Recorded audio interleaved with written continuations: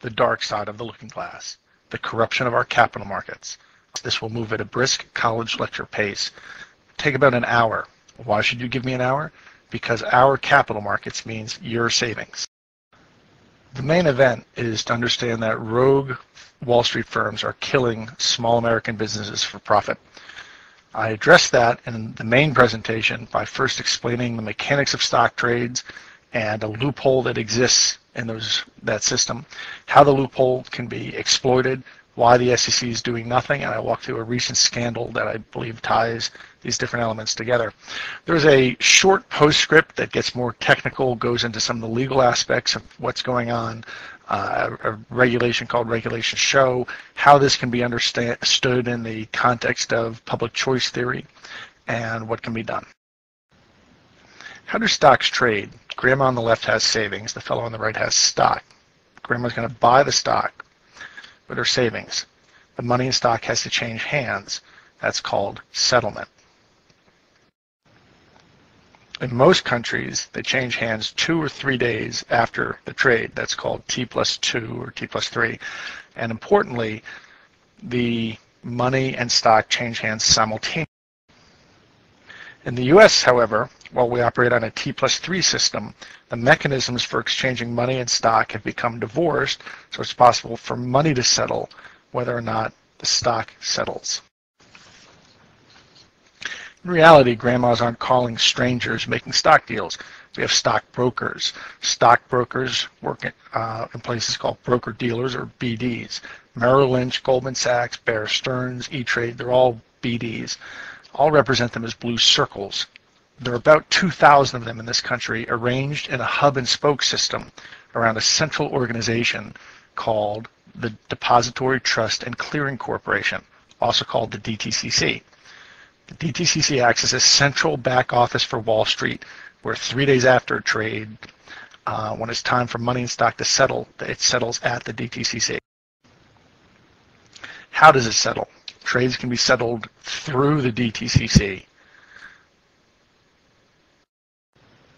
In reality, however, settlement usually occurs within the DTCC. Grandma's talking to her broker, the fellow on the right talked to his. These brokerage houses have accounts at the DTCC, and when their customers are trading out at the spokes, what really happens is that the money and stock shift around within accounts at the DTCC. There's also something called X-clearing. That's when two broker-dealers settle directly with each other external to the DTCC. 2.5 billion shares per day trade on the New York Stock Exchange and NASDAQ. These trades settle through the DTCC, within the DTCC, and back and forth directly among broker-dealers via X-clearing.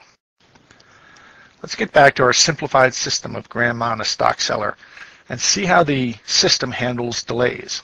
Suppose they do a trade when it's time to settle.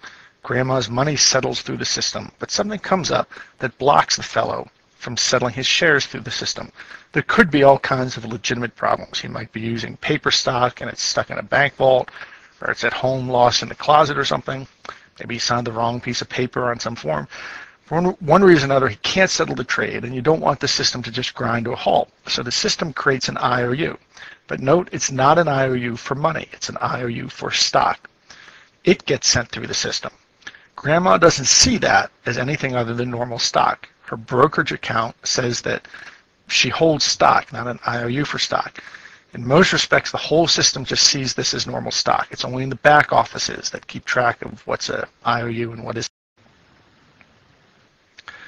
Assume that on day T+4, T+5, the blockage clears up, the fellow is able to send his stock through the system and he wipes out his IOU. Great. Imagine, however, that a guy shows up who wants to game the system, taking advantage of this loophole I just described. He's a villain or a miscreant. I paint his desk red to remind you he's a miscreant. He performs a trade with grandma. 3 days later, her money comes through the system. But he says, you know what? Something's blocking me from sending my share. So he creates an IOU and sends it through the system. Does it again, and again, and again. But imagine he doesn't really have a blockage keeping him from settling his shares. In fact, maybe he doesn't have any stock.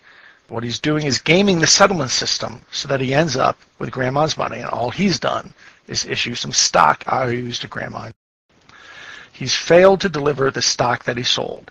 That's a strategic failure to deliver. It's strategic in the sense of deliberate.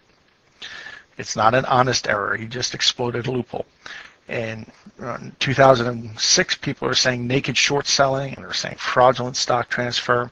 There's subtle differences, but the common denominator is that the IOUs are not sincere IOUs. They were strategically created. We're going to mark them as FTDs for failure to deliver and paint them as red just to make them easier to track.